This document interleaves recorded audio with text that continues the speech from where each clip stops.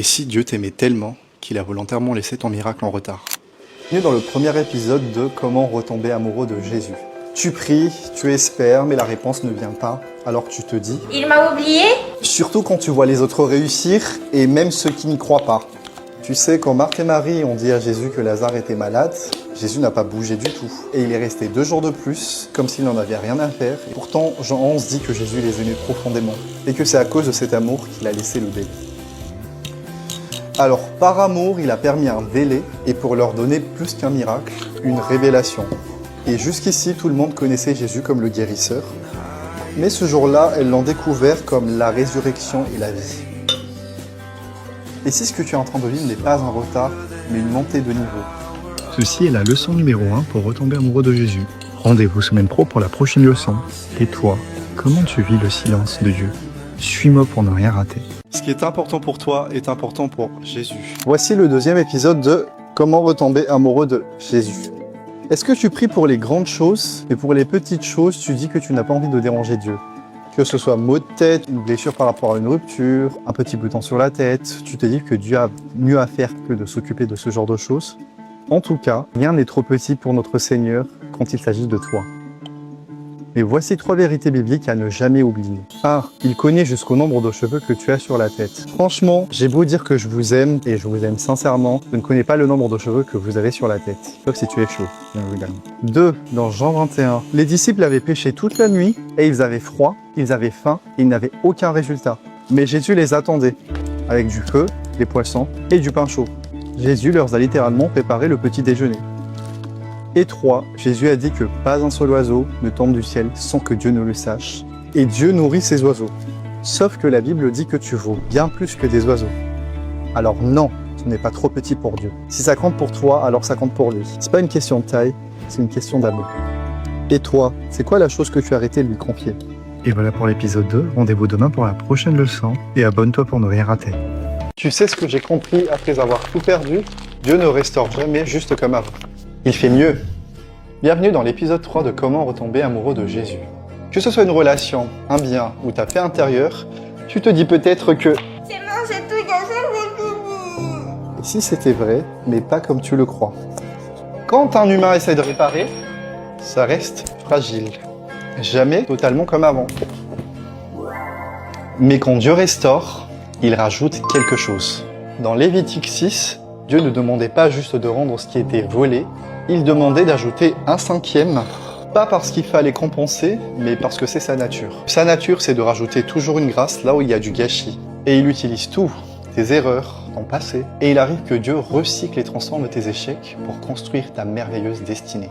Pas en te ramenant en arrière, mais en t'envoyant plus loin que prévu. Et si ce que tu as perdu était le point de départ de quelque chose de plus beau? Et si ce n'était pas la fin, mais le début d'un mieux, à la manière de Dieu? C'est quoi la chose que tu as cru irrécupérable? Redonne-la à Dieu, il ne va pas juste la réparer, il va l'élever. La leçon numéro 4 arrive bientôt, abonne-toi pour ne rien rater. Ils ont dit que tu dois être sincère pour retourner vers Dieu, c'est un mensonge. Bienvenue dans l'épisode numéro 4 de Comment retomber amoureux de Jésus. Dans Luc 15, le fils prodigue n'avait pas de repentance sincère. C'est pas parce que son père lui manquait, ou qu'il avait réalisé ses erreurs, qu'il a poussé à revenir. Non, il est revenu parce qu'il avait faim. Sa motivation, c'était de se re-remplir le ventre. Il a même préparé un petit discours religieux. J'ai péché contre le ciel et toi. Je ne suis pas digne d'être ton fils. Mais c'est de l'ego, ça, pas de l'amour. Et le plus fou dans cette histoire, c'est que le père se foutait complètement des motivations de son fils. Dès qu'il l'a vu de loin, il a couru vers lui, l'a embrassé, l'a très bien habillé et il a même organisé une grosse fête en son honneur. Aucune question sur ses intentions, aucune exigence de pureté de cœur. Rien, juste de la joie.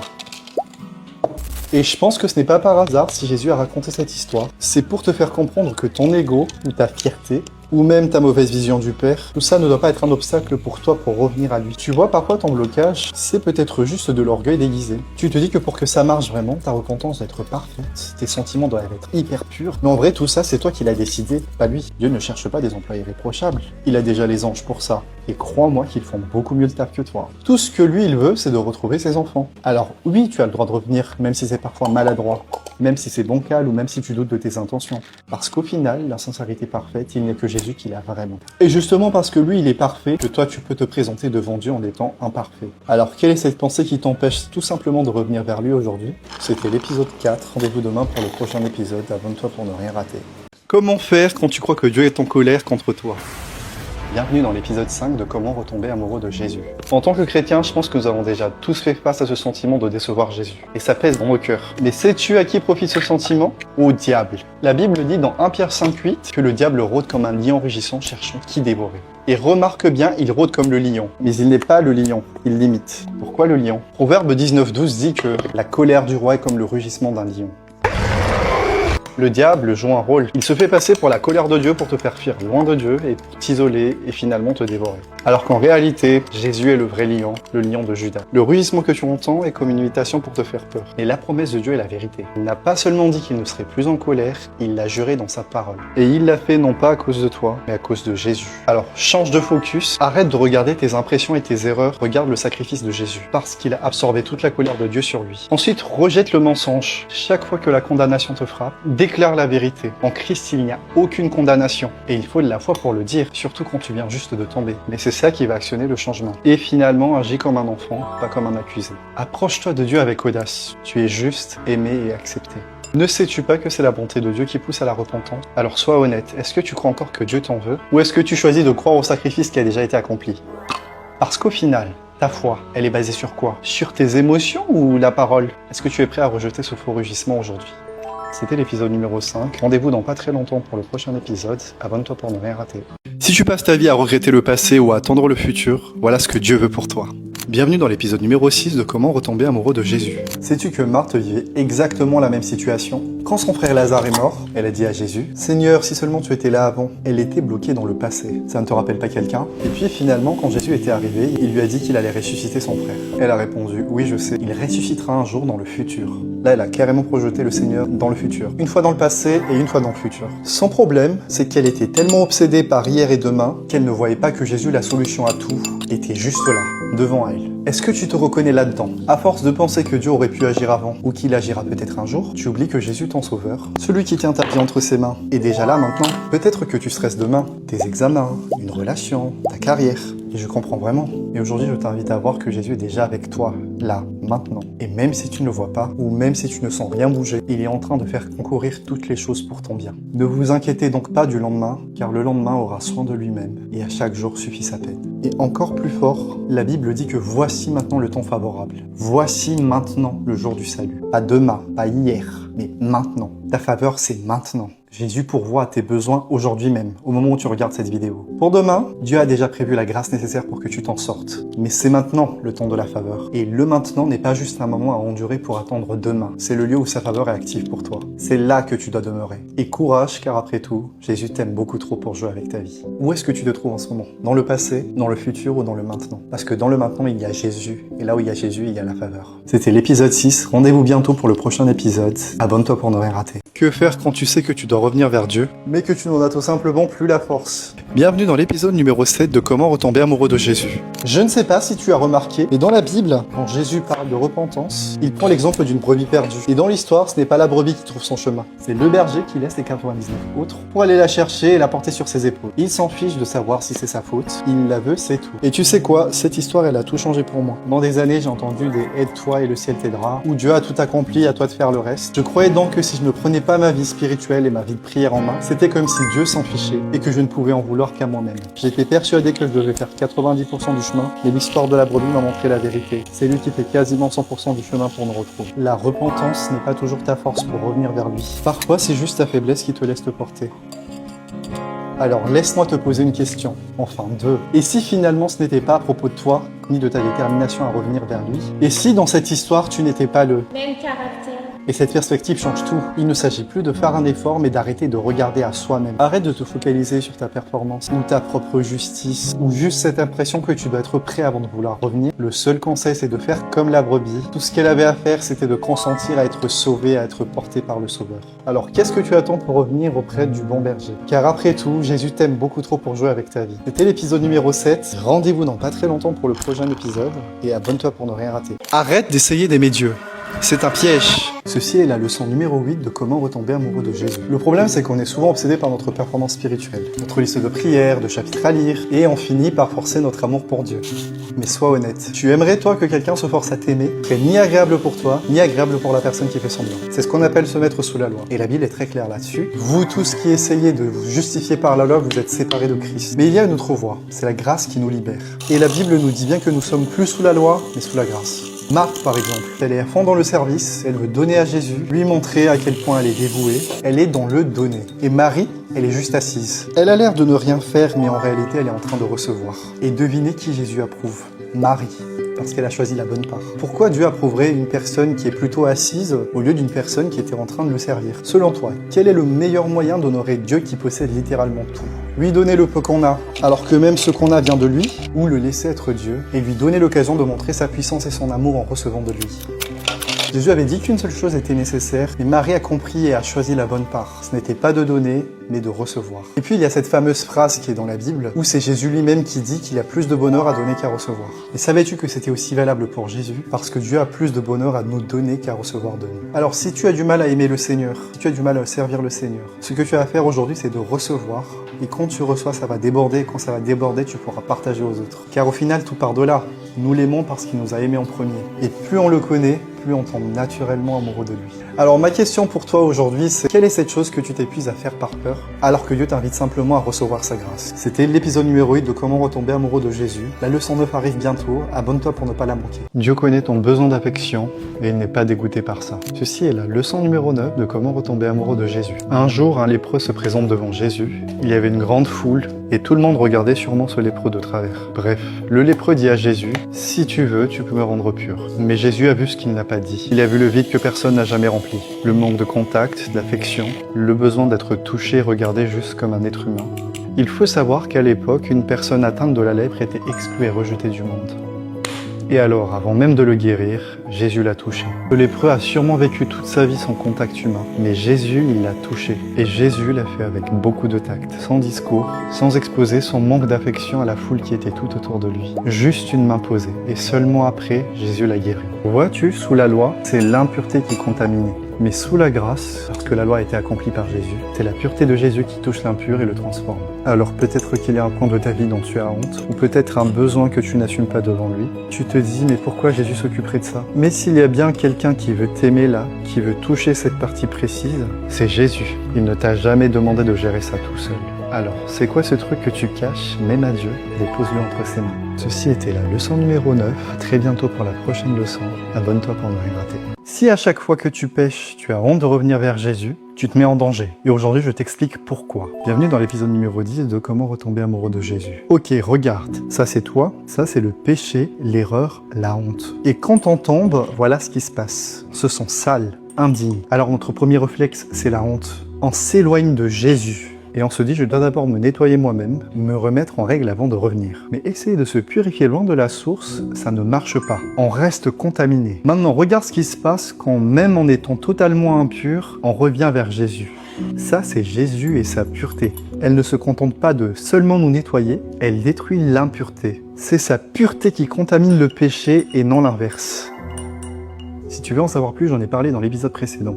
Le but n'étant pas de devenir pur pour revenir vers Jésus, le but est de revenir à Jésus et ensuite on est purifié. Donc dans tout ça, ton nouveau réflexe, ce n'est plus ni l'impureté ni la honte qui t'éloigne, mais c'est la foi en Jésus qui te ramène. Et à chaque fois que tu tombes, au lieu de regarder à ta performance, tu regardes à la croix. Reviens tel que tu es, parce que plus tu t'exposes à sa pureté, et plus le péché perd son emprise. Mais attention, est-ce que ça veut dire que la grâce est une excuse pour pécher? Absolument pas. Imagine que tes parents sont très riches et te donnent de l'argent.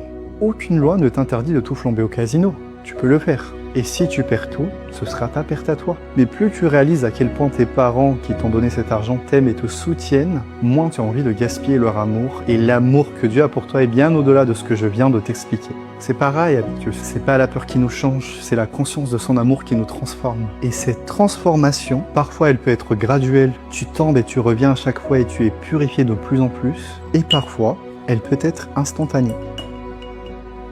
Mais le principe reste le même. Plus tu reviens, plus tu comptes sur son pardon, Plus tu restes près de lui, plus tu es transformé. Alors quelle est cette honte qui te pousse à t'éloigner de lui, au lieu de te pousser à revenir vers lui aujourd'hui? N'aie pas peur, reviens. Après tout, Jésus t'aime beaucoup trop pour jouer avec ta vie. C'était l'épisode numéro 10. La suite c'est pour bientôt, alors abonne-toi pour ne rien rater. Si tu crois que Dieu te pardonne juste parce qu'il est amour ou juste parce que tu t'es mieux comporté ces derniers temps, alors laisse-moi te dire une chose, tu te trompes. Bienvenue dans l'épisode numéro 11 de Comment retomber amoureux de Jésus. Avant, je croyais que Dieu me pardonnait un petit peu parce qu'il était sympa, parce que j'ai suffisamment souffert de la culpabilité ou parce que j'ai commencé à mieux me comporter et à prendre mes résolutions. Un pardon du style ok, t'as un peu fauté, fais gaffe la prochaine fois. Mais le problème dans cette manière de penser, c'est que du coup, quand je me sentais encore lourd en moi, je me disais que je n'étais pas pardonné. Et inversement, quand je me sentais plus léger après une prière, je me disais ça y est, c'est bon, il m'a pardonné donc c'est reparti. Comme si Dieu me pardonnait en fonction de son humeur. C'est là que j'ai compris le truc qui change tout. Premièrement, il ne faut jamais oublier que Dieu est juste. On aime l'idée d'un Dieu qui est 100% amour et qui passe l'éponge. Mais réfléchis, si un juge disait à un criminel « Je t'aime bien, alors je ferme les yeux sur ce que tu as fait », ni toi ni moi n'aurions eu confiance à ce juge. Un univers stable a besoin de règles qui ne changent pas. Et la règle de base, c'est qu'une faute doit être sanctionnée. Point. Deuxièmement, ça crée un dilemme. D'un côté, la justice de Dieu qui dit que la faute doit être punie, et de l'autre, son amour qui dit « Je ne veux pas te punir toi ». On a l'exemple de Daniel. Le roi ne voulait pas le punir, mais parce que c'était la loi, il devait le jeter dans la fosse aux lions. Mais Dieu ne t'a pas jeté dans la fosse aux lions et je vais t'expliquer pourquoi. La solution de Dieu n'était pas la pitié, mais le paiement. Dieu n'a pas dit « Ok, j'oublie tout par pitié ». Non, pour satisfaire la justice, la punition a bien eu lieu. Chaque erreur, chaque faute, tout a été puni très violemment, mais dans le corps d'un autre. Sur la croix, Jésus a pris la sanction de toutes nos fautes, passé, présent, futur. La justice a été totalement satisfaite. C'est pour ça que c'est une fondation solide. Ta valeur et ton pardon ne dépendent pas de l'humeur de Dieu, ou même, et je sais que ça fait mal de l'entendre, mais de ta capacité à te rattraper. C'est un fait légal. Ton dossier n'est pas mis de côté, il est tamponné, payé en totalité. Tu es pardonné parce que la justice a été rendue. C'est parce que Dieu est juste que tu es pardonné. Le changement du cœur ne vient pas de la peur du jugement, mais par reconnaissance que quelqu'un d'autre a tout payé à ta place. Dans ta vie, est-ce que tu essaies de te faire pardonner par pitié ou est-ce que tu vis avec l'assurance que ton cas a été gagné par la justice? C'était l'épisode numéro 11. Rendez-vous bientôt pour le prochain épisode. Abonne-toi pour ne rien rater. Et si ta baisse de foi n'est pas du tout une baisse, mais une étape où Dieu t'emmène plus haut? Bienvenue dans l'épisode numéro 12 de Comment retomber amoureux de Jésus. Moi aussi, j'ai eu des moments où je ne priais plus comme avant, je ne lisais plus ma Bible comme avant, voire pas du tout. Et puis je me suis dit que je me suis éloigné de Dieu, ma relation avec lui n'était plus la même, et qu'il fallait que je me bouge pour la restaurer. Ce qui est d'ailleurs pour moi une sorte de piège, car cette phrase suppose que tout dépend de toi, et que Dieu t'attend les bras croisés, comme si c'était une relation à sens unique et que le lien se rétablissait uniquement à ton initiative, ce qui est trop parce qu'il est celui qui laisse les 99 autres pour aller retrouver la seule brebis perdue. Bref, fermeture de la parenthèse. Donc je disais que je n'étais plus en feu comme avant, mais un jour on m'a fait comprendre que je confondais la foi avec la vérité. La Bible nous dit que nous marchons par la foi et non pas par la vue. Et laisse-moi te dire que tu auras des saisons où tu seras sec, même pendant la louange, ou même à l'église. Sec. Mais ça ne veut pas pour autant dire que Dieu t'a quitté. Et Romains 8,38 le dit, rien ne peut nous séparer de son amour. En fait, parfois Dieu te montre que ce n'est pas ton feeling qui agit, mais lui. Il t'arrivera d'être sec et de prier pour quelqu'un, et tu verras que la personne sera guérie et qu'elle trouvera une solution à son problème. Et tu me diras pourquoi? Parce que ce n'est pas toi qui produis le miracle, c'est Jésus. Alors plutôt que de culpabiliser, tiens-toi ferme sur sa parole. Si jamais tu es dans une saison où tu as l'impression que Dieu veut t'enseigner quelque chose, n'hésite pas à le lui demander directement. Et même si la réponse ne vient pas tout de suite, sois rassuré que ton Père sait quand et comment te répondre. Après tout, n'est-ce pas lui qui a dit que ses brebis connaissaient sa voix? Parfois ce que tu appelles une baisse de foi, c'est juste ta saison de croissance. Dieu t'apprend à vivre par sa parole au-dessus de tes émotions, parce que ta destinée est grande et qu'en apprenant à marcher par la parole, tu apprends à dépendre encore plus de Dieu. Tu deviens en fait un adulte.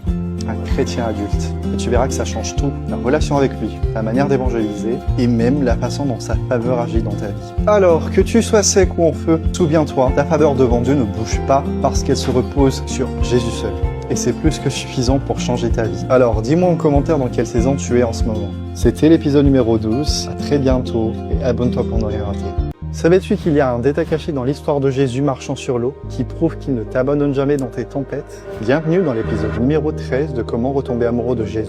On connaît tous l'histoire, mais juste avant que Jésus ne marche sur l'eau, il envoie ses disciples seuls dans la barque. La nuit tombe et le vent est contre eux. Chaque coup de rame est un combat, et ils se sentent totalement seuls. Et pendant ce temps, Jésus est sur une montagne pour prier. Et voici un aperçu de la mer de Galilée, la mer que les disciples traversaient à ce moment-là. Comme tu peux le voir, elle est entourée de montagnes et de reliefs. Si on suit un petit peu l'histoire de la Bible, Jésus était sûrement sur l'une des montagnes à ce moment-là aussi. Et c'est là que l'évangile de Marc nous donne ce détail qui change tout. Et Jésus vit qu'ils avaient beaucoup de peine à ramer. Jésus vit. Jésus les voyait. Mais pourquoi ? Il veillait sur eux tout simplement. En fait, Jésus s'était positionné de manière à ne jamais les quitter des yeux. Et il en est de même pour toi. Toutes ces nuits où tu te sentais seul à lutter, où tu te disais « mais où est Dieu ?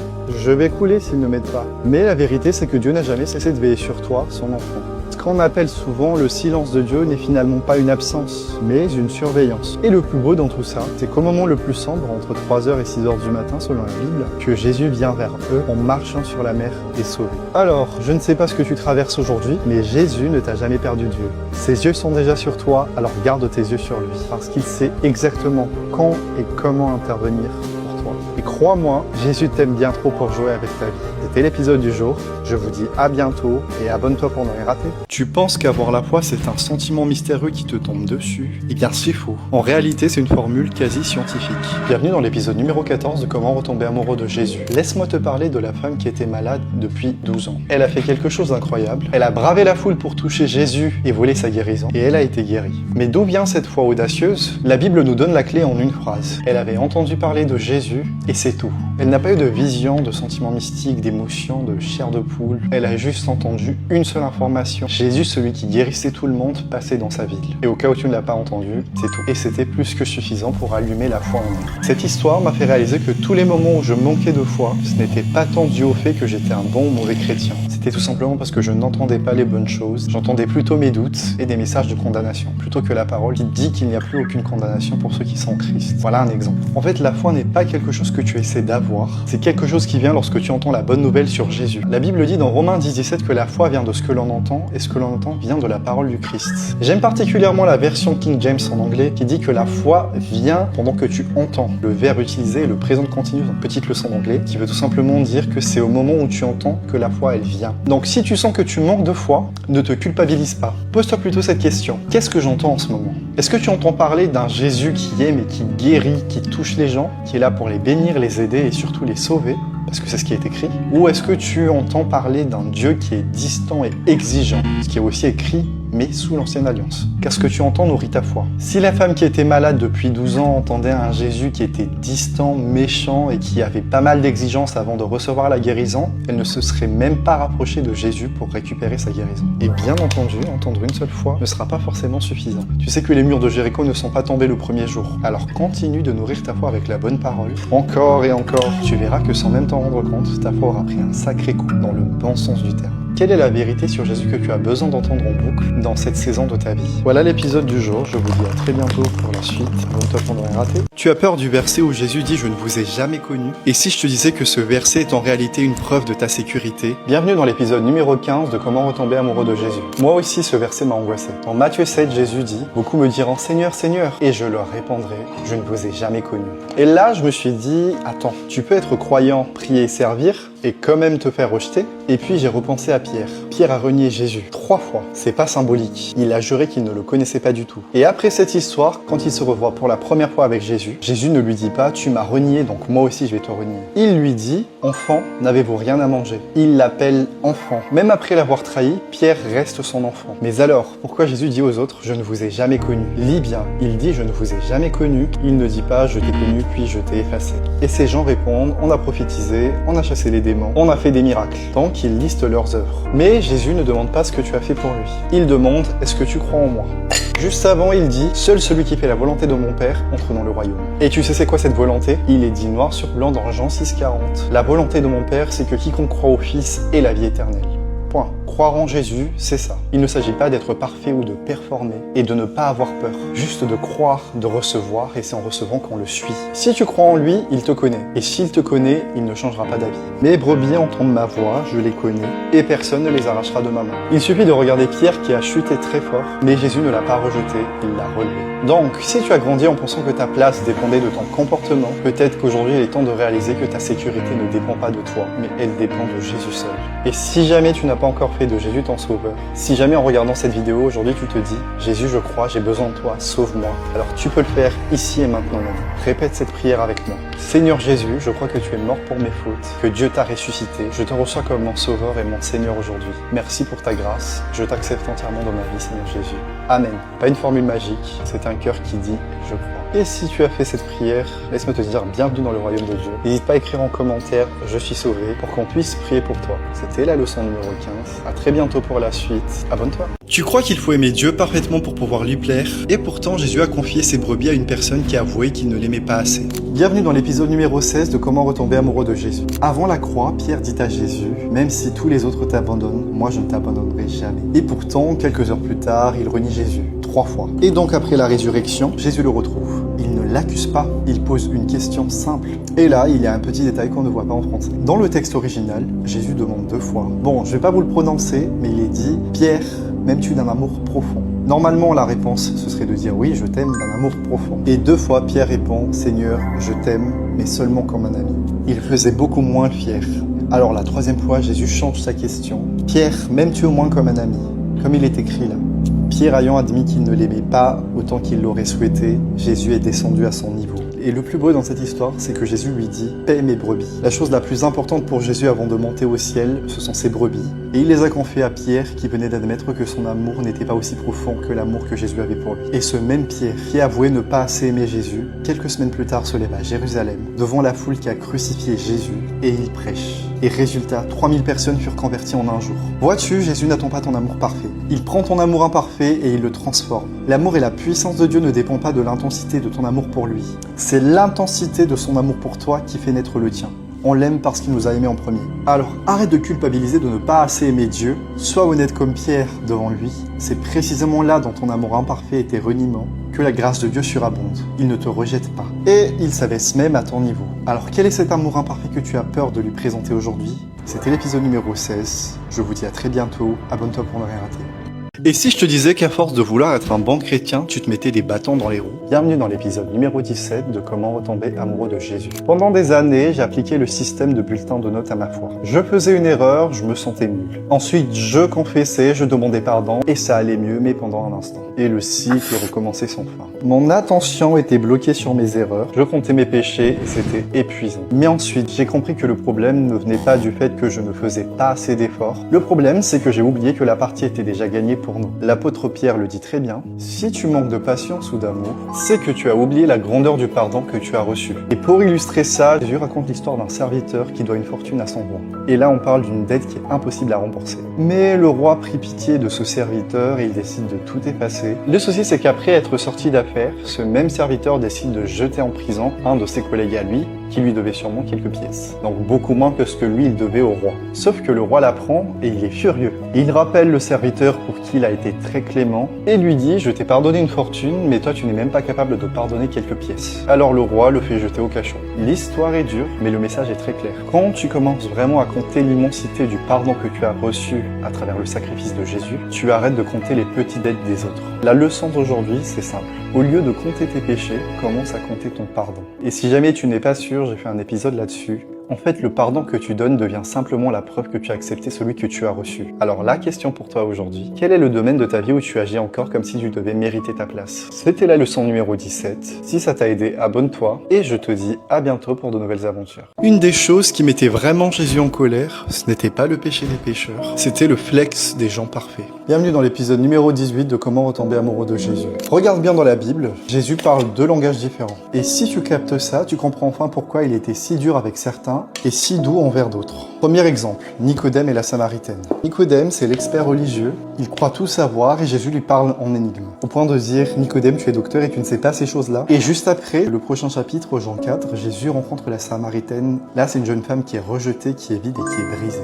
Et à elle, Jésus ne donne pas d'équation compliquée, mais une promesse directe, je te donnerai de l'eau vive. Il a même parlé très doucement quand elle disait qu'elle n'avait pas de mari, que Jésus disait, tu fais bien de dire que tu n'as pas de mari. Pas le même traitement. Deuxième exemple, le jeune homme riche et Zachée, qui est également un homme riche. Le premier jeune homme riche vient avec son CV spirituel. J'ai obéi à tous tes commandements depuis ma jeunesse. Alors Jésus le confronte à l'impossible. Il lui demande de tout vendre, ce que l'homme riche n'était pas résolu à faire. À la différence du second homme riche qui est Zachée, collecteur d'impôts corrompu. Mais là, Jésus le traite encore une fois différemment. Pas de conditions, pas de fardeau, juste une invitation à dîner. Et résultat, Zachée change de lui-même, poussé par la grâce. Et mon dernier exemple, dans Luc 14, Jésus est invité chez les pharisiens. Il est entouré de gens fiers d'eux-mêmes, qui étaient venus écouter Jésus. Et là, Jésus balance l'un des discours les plus exigeants possibles. Si tu veux me suivre, porte ta croix et renonce à tout. Mais pourquoi? Pour fracasser leur illusion qu'ils peuvent y arriver seuls. Mais directement dans la scène suivante, Luc 15, le temps change radicalement. Des pécheurs s'approchent de Jésus, conscients de leur vide et de leur faiblesse. Et là, Jésus leur raconte la parabole de la brebis perdue. Le berger fait tout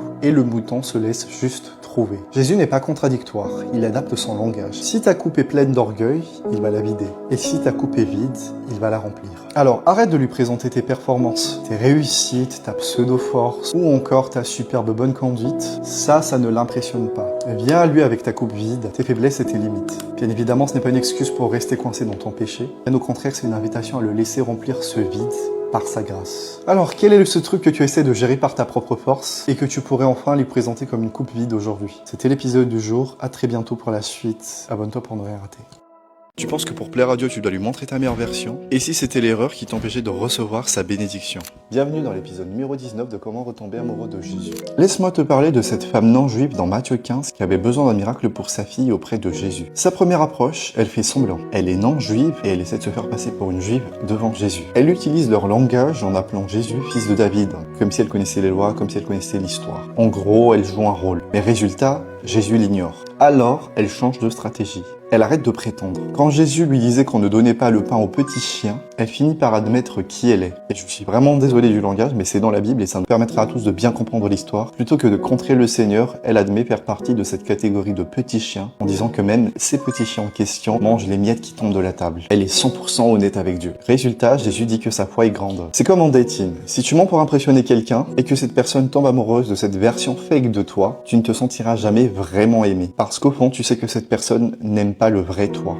Et c'était pareil avec Dieu. Dieu ne peut pas aimer une version de toi qui n'existe pas. Alors arrête de venir à Dieu avec le masque de la performance. Arrête de lui présenter une version sainte de toi qui est basée sur tes propres efforts. Il n'est pas impressionné par l'hypocrisie. C'est d'ailleurs ce qui le mettait en colère contre les pharisiens. La vraie sainteté ne commence pas par la performance, mais par une honnêteté radicale envers Dieu. Viens tel que tu es. C'est seulement au moment où il commence à aimer le vrai toi que la transformation va commencer à se produire. Et attention, ça ne veut pas dire que c'est un permis de pécher. C'est comme une assurance auto. Ce n'est pas parce que tu es assuré que tu vas provoquer des accidents. Au contraire, la sécurité de l'assurance te permet de conduire sereinement. C'est pareil avec la grâce. C'est la sécurité de son amour qui nous pousse à ne pas pécher encore plus. Elle nous libère de la peur et nous donne l'envie de lui faire honneur. Alors, quel est ce masque que tu as peur d'enlever devant lui aujourd'hui? C'était l'épisode du jour. Je vous dis à bientôt pour la suite. Abonne-toi pour ne rien rater. Pourquoi Dieu déteste autant le péché? C'est à cause de toi. Bienvenue dans l'épisode numéro 20 de Comment retomber amoureux de Jésus. Supposons qu'un de tes proches ait atteint un cancer.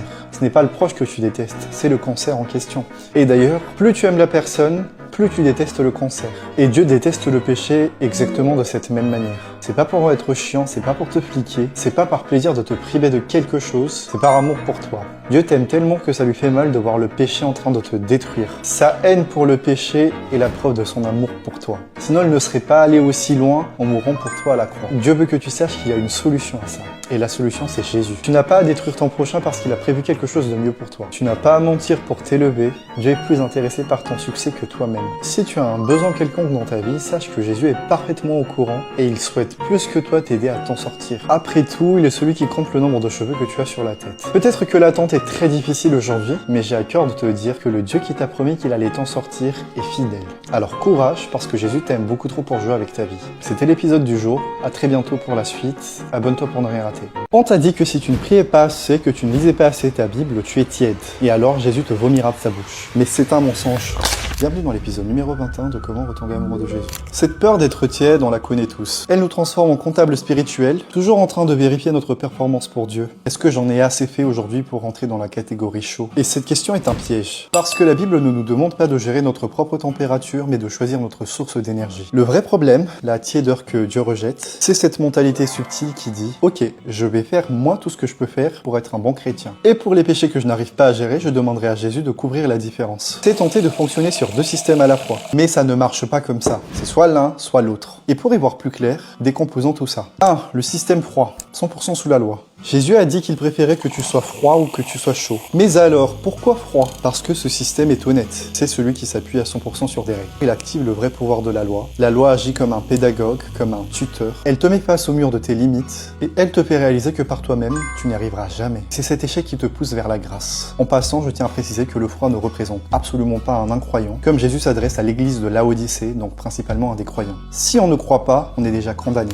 Deuxièmement, le système chaud, 100% grâce. C'est le but final, c'est se reposer entièrement sur ce que Jésus a déjà accompli. Ta justice ne vient pas de tes actions, mais de son identité. Et c'est la source de la vraie transformation, sans effort de ta part pour la mériter. Et le tiède dans tout ça, c'est le compromis impossible. C'est ici que se trouve le vrai danger. On ne peut pas mettre du vin neuf dans de vieilles outres. Et c'est exactement le cas de la tiédeur. C'est un mélange entre la loi, qui est l'ancienne alliance, et la grâce, la nouvelle alliance. Le tiède neutralise les deux systèmes. Il dilue la loi. Elle ne te pousse plus au désespoir salutaire, car tu penses que tes efforts compensent un peu. Et il insulte la grâce. Elle n'est plus un sauvetage total, mais juste un coup de pouce pour tes performances. C'est cette idée que le sacrifice de Christ a besoin de ton aide, que Dieu ne peut tolérer. Et la solution n'est donc jamais de faire plus d'efforts, c'est de choisir ton système chaque jour. Tes bonnes actions et ta discipline sont excellentes. Mais quelle est leur source? Sont-elles une tentative de construire ta propre justice devant Dieu? Ça, c'est le chemin vers la tiédeur. Ou sont-elles une réponse naturelle, un fruit de la reconnaissance pour un salut que tu as déjà reçu gratuitement? Ça, c'est le système chaud, bouillant. Arrête de te voir comme un employé qui doit gagner des points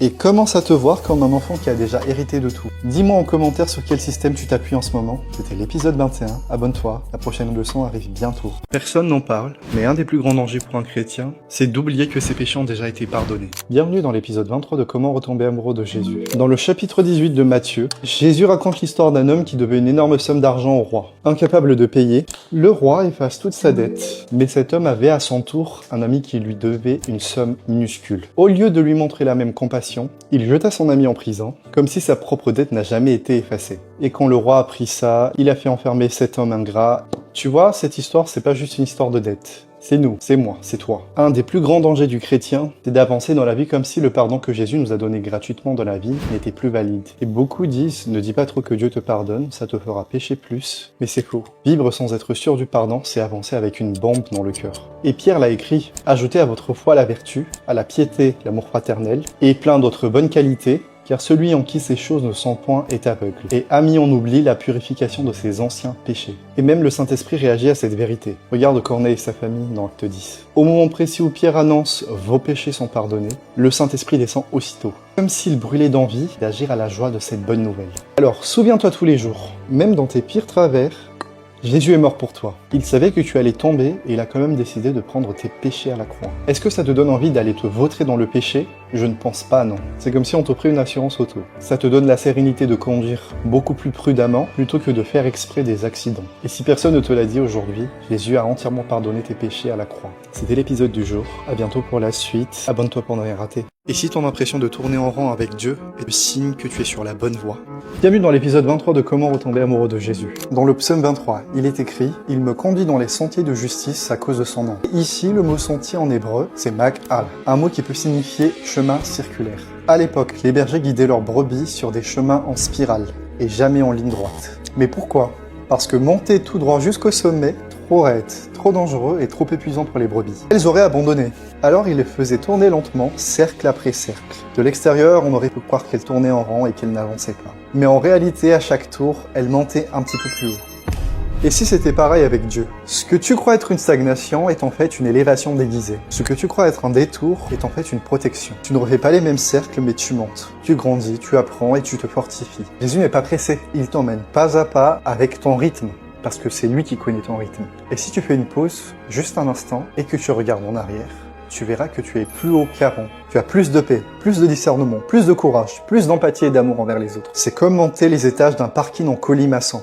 Tu tournes et à chaque virage, tu as l'impression de voir le même mur, mais tu ne descends pas. Tu montes. Ton bon berger sait exactement ce qu'il fait. Il ne t'a pas promis une ascension brutale, mais une élévation patiente, adaptée à ton rythme. Alors, peut-être que tu n'es pas en train de tourner en rang, peut-être que Dieu t'enseigne à marcher en spirale. Et toi, tu le crois? Est-ce que tu peux lui faire confiance même quand le chemin tourne? C'était l'épisode du jour. Je vous dis à bientôt pour la suite. Abonne-toi pour ne rien rater. Est-ce que juste croire en Jésus, ça suffit pour être sauvé? La réponse est oui. Et on va le regarder ensemble dans la Bible. Bienvenue dans l'épisode numéro 24 de Comment retomber amoureux de Jésus. Si tu continues de croire que chaque bonne action est égale à un point gagné et chaque péché un point perdu, tu vas passer ta vie à essayer de compenser. Et tu finiras épuisé sans jamais savoir si Dieu est content de toi. Mais écoute bien ceci, 1 Jean 5,13. Je vous écris ces choses afin que vous sachiez que vous avez la vie éternelle, vous qui croyez au nom du Fils de Dieu. Pas afin que vous espériez, pas afin que vous essayiez, mais afin que vous sachiez. Est-ce que tu vois la différence? La foi chrétienne n'est pas un examen à réussir, mais un cadeau à recevoir. À celui qui ne fait point d'œuvre, mais qui croit en celui qui justifie l'impie, sa foi lui est imputée à justice. Tu vois le mot imputer, ça signifie transférer. Ta justice n'est pas le résultat de tes efforts, elle vient de Jésus. Point. Et Paul le dit encore plus fort. Si la justice vient de la loi, alors Christ est mort en vain. Autrement dit, si tu crois que tu peux devenir juste par tes œuvres, tu dis sans le savoir que la croix ne suffit pas. Mais Dieu n'a pas fait de toi un faiseur, il a fait de toi un croyant. Et certains me diront, mais le diable aussi croit en Dieu. C'est vrai. Jacques ne dit pas que le diable croit en Jésus comme sauveur. Il croit à Dieu, mais pas en lui. Il reconnaît, mais ne reçoit pas. Et c'est toute la différence entre savoir que Jésus existe et lui faire confiance pour te sauver. D'autres vont me citer, la foi sans les œuvres est morte. Oui, mais lis bien. Jacques ne dit pas, la foi sans les œuvres ne sauve pas. Il dit, elle est morte. Sans fruit, sans vie. Les œuvres ne sont pas la condition du salut. Elles en sont la conséquence. On a grandi en croyant que faire le bien est égal à être juste. Mais la vraie justice n'est pas une performance morale, c'est une position spirituelle. Tu n'es pas juste parce que tu fais le bien parce que tu as déjà été rendu juste. Et quand tu comprends ça, tu arrêtes d'essayer de gagner la faveur de Dieu. Tu commences à vivre à partir d'elle. Tu ne pries pas pour la victoire, tu pries à partir de la victoire. Et ce n'est pas de la paresse spirituelle, c'est la vraie grâce. La grâce qui te pousse à aimer, à servir, à faire le bien. Non pas pour être accepté, mais parce que tu l'es déjà. Souviens-toi du voleur à la croix. Aucune œuvre, aucun mérite, juste une foi, et Jésus lui dit « Aujourd'hui tu seras avec moi dans le paradis ». Si la croix suffit pour lui, elle suffit également pour toi. Pour finir, Jésus a aussi dit « Ceux qui me diront « Seigneur, Seigneur » ne rentreront pas tous dans le royaume des cieux, mais seulement ceux qui font la volonté du Père. Qu'est-ce que la volonté du Père? Jésus lui-même répond à cette question. Jean chapitre 6, verset 40. La volonté de mon Père, c'est que quiconque voit le Fils et croit en lui ait la vie éternelle. Voilà, faire la volonté du Père, ce n'est pas multiplier les œuvres, c'est croire en celui qui l'a envoyé. Tu ne te qualifies pas devant Dieu. C'est Dieu qui te qualifie. Et ça arrive quand tu viens à lui par la foi. Alors oui, croire en Jésus, ça suffit. Parce que croire en lui, c'est déjà faire la volonté du Père. Et si jamais tu n'as pas encore eu l'occasion de faire de Jésus ton Seigneur et ton Sauveur, va voir mes 2 posts en épinglé. Je t'explique très facilement comment le faire. C'était l'épisode du jour. Et à bientôt pour la suite. Abonne-toi pour ne rien rater. Tu te sens paralysé par ton avenir, tu penses à tout ce que tu n'as pas accompli, et si la solution n'était pas de voir tout le chemin, mais juste le prochain pas. Bienvenue dans l'épisode numéro 25 de Comment retomber amoureux de Jésus. Laisse-moi te parler de cette histoire d'un voyageur en Israël au 19e siècle. La nuit tombe, il n'y a pas d'électricité. Et le guide, dans le voyage, au lieu de prendre une grosse torche, attache une petite lampe au pied du voyageur. Alors le voyageur est frustré. Il dit « Je ne vois rien, je ne vois juste qu'autour de moi ». Le guide lui répond que c'est suffisant pour voir autour et avancer. Et c'est exactement comme ça dans le psaume chapitre 119, verset 105. Ta parole est une lampe à mes pieds. Une lampe pour tes pieds. Pas un projecteur pour ton avenir. Et comprendre ça pour moi, ça a été très libérateur, parce que ça m'a appris à stopper de vivre les problèmes de demain avec la grâce que j'ai aujourd'hui. C'est comme la manne dans le désert. Dieu nous donne juste assez pour aujourd'hui. Pour ce qui est de demain, il a déjà quelque chose de prévu, mais ce sera pour demain. Dieu ne donne pas la moindre d'un mois, de 2 mois, de 3 mois pour le jour. À chaque jour suffit sa peine, et il sait très bien ce par quoi tu traverses. Jésus ne te donne pas la grâce pour tout l'escalier d'un coup, il te donne la grâce nécessaire pour une marche, un jour à la fois. Si tu te sens anxieux face à toutes les demandes de la vie, et je sais que c'est pas évident, arrête de penser au mariage qui n'arrive pas pour le moment, arrête de penser à l'emploi que tu n'as pas pour le moment, arrête de penser à l'examen que tu n'es pas encore en train de traverser pour le moment. Ramène ton attention sur maintenant. Quelle est la toute petite chose que tu peux faire? Te lever, te doucher, faire ton lit, peut-être lire un verset. Aux noces de Cana, le miracle a commencé quand Marie a dit aux serviteurs de suivre tout ce que Jésus allait leur dire de faire. Et ils ont juste fait la première chose. verser de l'eau dans des cruches. On connaît tous l'histoire, ça s'est transformé en vin. Fais juste le premier pas et Jésus s'occupera du reste. Et n'oublie pas que toute chose concourt au bien de ceux qui aiment l'Éternel. C'était l'épisode du jour, à très bientôt pour la suite, abonne-toi pour ne rien rater. Tu penses que ton miracle est bloqué parce que tu manques de foi, que c'est à toi de t'accrocher plus fort, et si je te disais que c'est faux? Bienvenue dans l'épisode numéro 26 de Comment retomber amoureux de Jésus. J'ai longtemps cru que la foi c'était un effort que je devais faire. J'essayais de produire de la confiance, de m'agripper à Dieu, et j'étais épuisé, jusqu'à ce que je relise l'histoire de Sarah. La Bible dit qu'elle a eu un enfant par la foi, mais sa foi n'était pas un super pouvoir, elle était trop vieille. Alors c'était quoi sa foi? La Bible dit, elle a jugé Dieu fidèle. La foi de Sarah n'était pas de croire en sa propre capacité de croire justement. La foi de Sarah c'était de croire en la capacité de Dieu à être fidèle envers ses promesses. Et comprendre ça m'a libéré. J'ai arrêté de regarder à moi-même, à ma foi, et j'ai commencé à mettre réellement ma foi en la fidélité de Dieu. J'ai arrêté d'essayer de tenir Dieu et j'ai réalisé que c'était lui qui me tenait. Comme un enfant dans les bras de son père, l'enfant peut être tenté de croire que c'est lui qui tient fermement son père pour ne pas tomber. Mais même s'il relâche, son père continue de le tenir dans ses bras. Ce n'est pas tant la taille ni la force de ta foi qui accomplit le miracle, mais c'est la fidélité de celui qui a promis. Et Dieu n'est pas un homme pour mentir. Alors si aujourd'hui tu estimes que tu n'as pas de foi, ne panique pas. C'est le moment parfait pour le replacer sur Jésus. La Bible dit que même si nous sommes infidèles, lui demeure fidèle. Alors calme-toi et sois dans la paix, parce que c'est justement ça la foi, se reposer sur lui. Ne serait-ce que de lui dire, Seigneur, je n'ai plus la force de croire, aujourd'hui je me repose sur ta fidélité. Fais comme Sarah, ne regarde pas les circonstances, ne regarde pas ton corps, ne regarde pas comment tu peux y arriver. Crois en la fidélité de celui qui t'a promis des belles choses. Crois en la fidélité de celui qui s'est sacrifié pour te donner la vie. Crois en la fidélité de celui qui a dit que rien ne te séparera de son amour, ni les hauteurs, ni les profondeurs, ni toutes les créatures, dont toi-même. Dieu est bon, sa miséricorde durera jamais, et il n'est pas un homme pour mentir. C'était l'épisode du jour, je vous dis à bientôt pour la suite, abonne-toi pour ne rien rater. Tu penses que Dieu veut que tu lui donnes tout? C'est faux. C'est lui qui prend plus de plaisir à te donner qu'à recevoir de toi.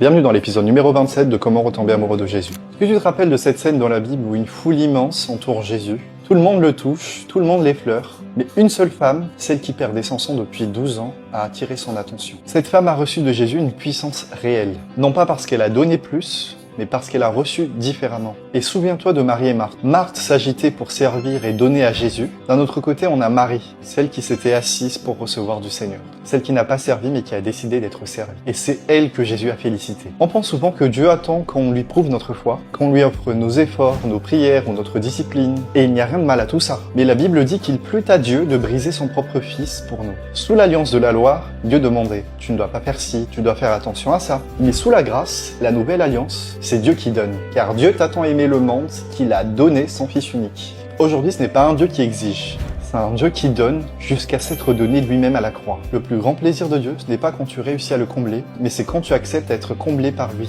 Alors arrête de stresser sur ce que tu dois donner à Dieu, apprends d'abord à recevoir de lui. Parce que quand tu vois la source de Jésus, tu ne fais pas que te désaltérer. Tu débordes. Et ce débordement, les autres vont le ressentir. Parce que ce débordement, c'est ce qu'on appelle la paix, l'amour, la joie, toutes les fruits de l'esprit. En fait, c'est Jésus qui coule à travers toi. Dieu n'a pas besoin de tes performances. Je le dis toujours, il a des anges pour ça, qui font beaucoup mieux le taf que toi. Il veut juste ton cœur ouvert. Parce que sa joie, c'est de donner. Il y a plus de bonheur à donner qu'à recevoir, et Dieu a plus de bonheur à te donner qu'à recevoir de toi. Et si tu apprenais toi aussi à vivre dans ce même état d'esprit, alors dis-moi, qu'est-ce que tu as encore peur de recevoir de lui? C'était l'épisode du jour, je vous dis à très bientôt pour la suite. Abonne-toi pour ne rien rater. Tu es dans l'attente d'une bénédiction et tu regardes ta montre. Tu te dis que Dieu est en retard pour ton mariage, pour ta promotion, pour ton ministère.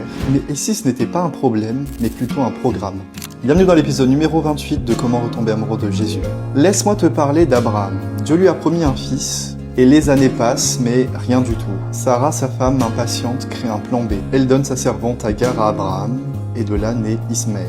Je le dis pour l'histoire, mais du coup c'est l'enfant issu de l'impatience et de la précipitation. Plus tard dans l'histoire, quand Ismaël et sa mère Agar ont été chassés, ils se retrouvent en difficulté dans le désert. Et dans ce moment de difficulté, Ismaël s'effondre. Il n'en peut plus, sa mère doit le jeter sous un arbuste pour ne pas le voir mourir. C'est sa mère qui doit le supporter et supplier à Dieu pour qu'il survive. Des décennies plus tard, lorsque Sarah et Abraham sont eux aussi considérés comme morts, Dieu intervient. Le retard de Dieu donne naissance à Isaac. Mais ce n'est pas un enfant ordinaire, c'est un miracle pur, c'est un champion. Un champion assez fort pour porter, selon une estimation des chercheurs, 40 kilos de bois pour accompagner son père à la montagne, pour l'histoire du sacrifice qu'on connaît tous. C'est le fils de la promesse. Donc deux histoires. 2 fils, l'un a dû être porté et l'autre a porté le poids. Et c'est là que tu comprends. Dieu n'était pas en retard, il préparait un champion. Dans la Bible, il y a beaucoup d'histoires comme ça. L'histoire de Samson, l'histoire de Samuel... J'en aurai pas le temps de tout expliquer ici, mais peut-être sur une autre plateforme. Bref, ce que tu crois être un délai n'est peut-être qu'un détail divin. Parce que Dieu ne construit jamais dans la hâte, il est en train de bâtir pour une durée. Alors si tu es dans l'attente, ne te décourage surtout pas. Ce n'est pas un problème, c'est un programme.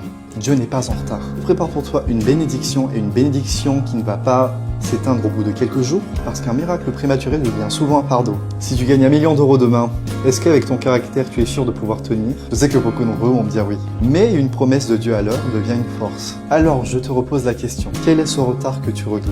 Parce que ce que Dieu tarde à te donner, c'est souvent qu'il souhaite le rendre indestructible. C'était l'épisode du jour, abonne-toi pour ne rien rater. Est-ce que tu sais pourquoi tu continues de pécher? C'est parce qu'au fond, tu ne crois pas vraiment que Dieu t'aime inconditionnellement. Bienvenue dans l'avant-dernier épisode de Comment retomber amoureux de Jésus. On pense souvent que si l'on pêche, c'est qu'on n'aime pas assez Dieu. Mais c'est faux. Si quelqu'un aime le monde, l'amour du Père n'est pas en lui. Ça ne veut pas dire que tu ne fais pas d'efforts. Ça veut dire que l'amour du Père, celui qu'il a pour toi, n'est pas encore vraiment installé jusqu'au fond de tes tripes. Et quand on est vide de son amour, on va chercher à le remplir ailleurs. Adam et Ève ont péché parce qu'au fond, ils ne croyaient pas vraiment en l'amour de Dieu pour eux. Ils pensaient que Dieu ne les avait pas tout donné, que Dieu gardait pour lui la connaissance du bien et du mal pour pas qu'ils deviennent comme Dieu. En tout cas, c'est le mensonge que l'ennemi a essayé d'injecter en eux. Et si on regarde bien la racine de nos luttes, c'est à peu près la même chose. On ment parfois, on manipule, on écrase les autres, parfois on se tue à la tâche, tout ça pour réussir. Parce qu'au fond, on a encore peur, on croit que l'amour de Dieu, le cœur du Père, ne veut pas vraiment nous faire réussir. On peut aussi tomber dans l'adultère parce qu'on ne croit pas que son amour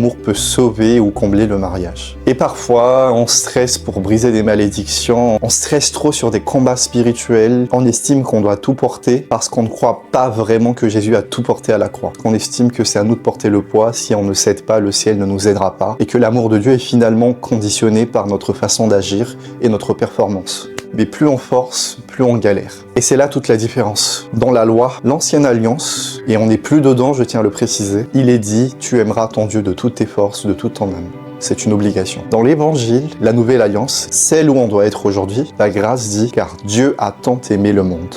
C'est une donation. Si on force et qu'on essaie de faire les choses par nous-mêmes, ne serait-ce que pour aimer Dieu, si on se force à aimer Dieu, ça ne marche pas parce qu'on retombe sous la loi et la Bible dit clairement dans 1 Corinthiens 15 que la puissance du péché, c'est la loi. Et attention, il n'y a rien de mauvais à aimer Dieu, bien au contraire, c'est même très important. Mais on oublie le principe de 1 Jean 4,19 qui dit que nous l'aimons parce qu'il nous a aimés en premier et non l'inverse. Alors arrête de te concentrer sur ton amour pour lui, concentre-toi sur son amour pour toi et le péché perdra sa saveur. C'était l'avant-dernier épisode de Comment retomber amoureux de Jésus. Si tu le vois le 31, je te souhaite un bon réveillon. Et je souhaite déjà pour l'année 2026 que notre Seigneur Jésus nous accorde plus de grâce, pour qu'on se concentre encore plus sur lui, pour qu'on apprenne et qu'on puisse grandir. Parce que si on a les yeux rivés sur Jésus, le reste suivra. Abonne-toi pour ne rien rater.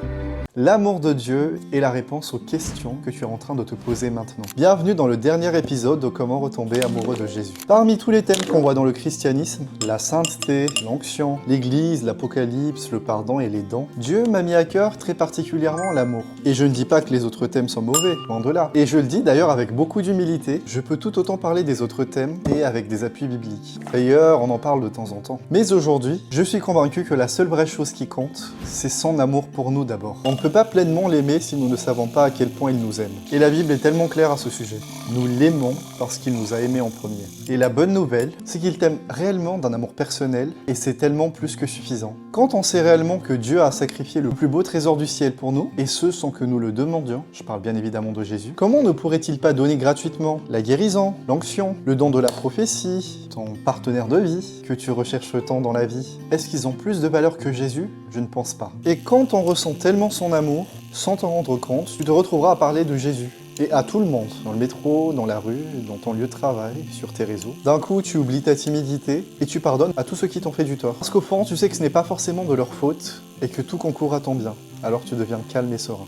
Et ça rime en plus. En ce qui concerne ta destinée et ton appel, quand tu sais qu'il t'aime vraiment, tu sais qu'il t'a déjà mis dedans et il t'emmène pas à pas pour arriver exactement là où tu dois être. Parce que ton aventure, tu ne le fais pas seul. Jésus est dans ton bateau. Et même ta baisse de foi. Tu sais que quand tu n'y arrives pas, quand tu ne pries plus, Parce que qu'on se le dise, malgré toute notre bonne volonté, on ne peut pas être à 100% du temps. Mais quand tu n'y arrives pas, tu sais que c'est Jésus qui prend le relais. Et plus tu médites sur son amour, plus l'envie de prier et l'envie de lire la Bible reviennent naturellement. Si Adam et Ève avaient réellement cru en l'amour que Dieu avait pour eux, ils n'auraient pas écouté le serpent. Parce qu'ils auraient clairement su que Dieu n'aurait caché ou gardé un bienfait pour eux. Et comme Jésus est aujourd'hui, c'est-à-dire rempli de gloire et de faveur, tout comme quand le Père lui a dit « Voici mon fils bien-aimé », eh bien Dieu te voit exactement de la même manière. Parce que tel il est, tel nous sommes aussi en ce monde. Et quand tu prends réellement conscience de tout ça, ton style de prière, ton style de vie, la manière de te voir toi et de voir les autres, et tout ce qui va avec change radicalement. Parce que c'est la bonté de Dieu qui te pousse à la repentance. C'était le dernier épisode. Merci à tous d'avoir suivi depuis le début. Enregistrez les leçons et n'hésitez pas à les réécouter parce que la foi vient de ce que l'on entend et ce que l'on entend vient de la parole de Dieu. D'autres leçons vont venir selon ce que le Seigneur nous donne. Mais en attendant, Jésus t'aime beaucoup trop pour jouer avec ta vie. Abonne-toi pour ne rien rater.